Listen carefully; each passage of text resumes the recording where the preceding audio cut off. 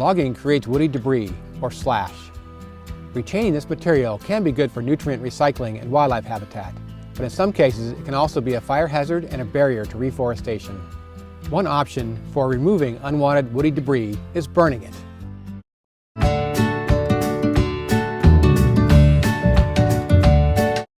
Slash and burn is the process of cutting down vegetation and burning it to clear land for agriculture. The act of burning the vegetation leads to loss of habitats and biodiversity and releases many greenhouse gases into the atmosphere and contributes to global warming. The initial layer created by burning the vegetation is nutrient-rich, helping fertilize crops. However, the fertility of the soil declines quickly, forcing farmers to clear new land, leaving behind land prone to erosion because the vegetation that had been holding the topsoil together was burned up.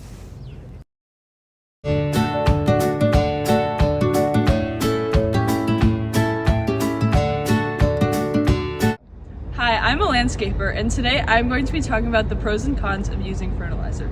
There are two different types of fertilizers, organic and inorganic. Organic fertilizers are made from natural, carbon-based materials such as compost, and inorganic fertilizers are man-made in factories and use mined materials or synthetic compounds. However, organic and inorganic fertilizers have their differences.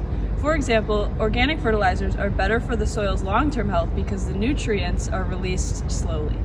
Inorganic fertilizers do not benefit the soil long-term because the nutrients are absorbed quickly by the soil. As a landscaper, I have used both types of fertilizers. However, I typically use inorganic or synthetic fertilizers because they provide faster results, have a lower cost, and result in more predictable nutrient levels. This is an example of how organic versus inorganic or synthetic fertilizers work. Organic fertilizers take more time to release nutrients, which is shown in the picture. This is an example of fertilizer burn. It happens when plants get too much fertilizer and they turn yellow or brown. This is because of the excess salt drawing moisture out of the roots of the plants. This is an example of soil degradation. Soil quality worsens and there is a decline in soil productivity because of erosion, salinization, and nutrient loss. The effects of this are loss of biodiversity and increased water pollutions.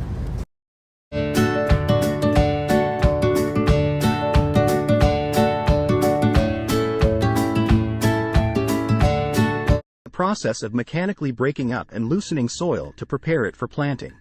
Tilling can be done using a variety of tools, including plows, cultivators, and rototillers.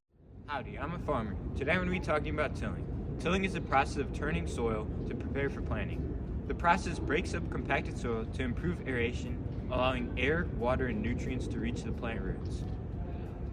Tilling also helps to control weeds in the short term, creates a uniform seedbed, and makes clay-heavy soil more suitable for crops.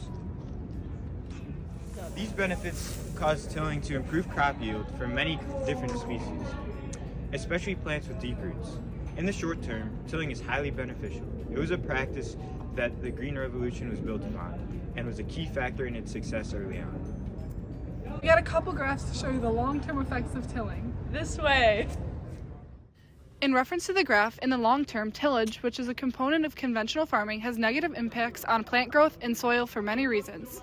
First, it reduces the organic carbon and nitrogen levels in the soil. Organic carbon and nitrogen levels in the soil are key measurements of healthy soil. It is important to have high levels of both because the carbon is food for soil microbes, which break down organic matter, which releases nitrogen and other nutrients into the soil that plants need to grow. Tilling also causes CO2 and H2O to release into the atmosphere. The increased aeration allows more oxygen to penetrate the soil, which is beneficial for soil microbes, but it also breaks apart clumps of organic matter, causing them to be more easily broken down, in turn releasing more carbon dioxide into the atmosphere. Tilling also destroys soil structures that allow water to pass through easily and exposes more of the soil to the sun.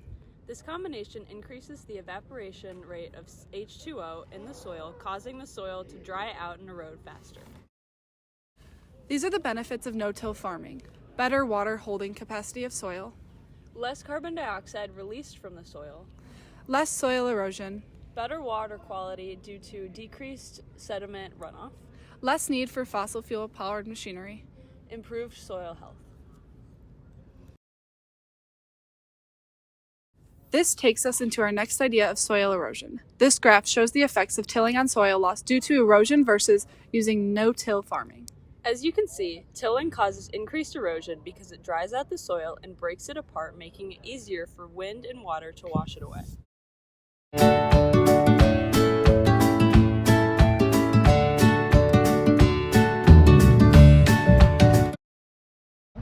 The introduction of HYV, also known as high-yielding crop variety, helped start the revolution. HYV is the development of new seed varieties.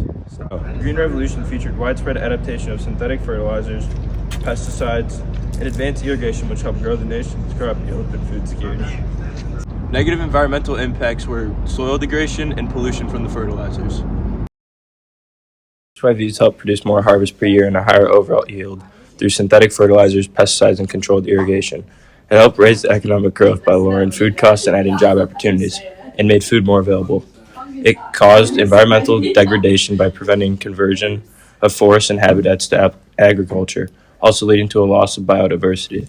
It caused social inequality because it favored wealthier farmers, and heavy use of toxic chemicals in the fertilizers and pesticides caused health issues.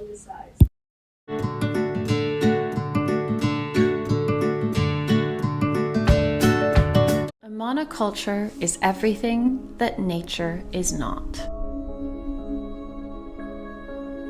It is where one single species of plant or animal is grown or raised on its own, without help and connection with any other species. So picture a field. Any field that's growing corn is a monoculture. Corn would much prefer to be grown amongst squash and beans, because those plants support each other through their root systems. If one field is growing, filled entirely with one species, then it invites pretty much only one species of pest. Monocropping is the practice of growing a single crop year after year on the same land. This method is highly efficient for harvest, pesticide, and fertilizer application. However, it greatly decreases biodiversity, making the crops more prone to pests because there are fewer natural predators, increases soil erosion, and decreases habitat diversity. Agricultural practices like tilling, fertilizers, monocropping, the Green Revolution, and slash and burn were all developed with the goal of improving food production and meeting human needs, but each comes with trade-offs. While these methods can increase yields, make planting easier, and support large populations, they can also create long-term environmental consequences, such as soil degradation, nutrient runoff, decreased biodiversity, and deforestation. In the end, these practices show that the agriculture is a balance. The same techniques that help us grow more food can also harm the ecosystems we depend on.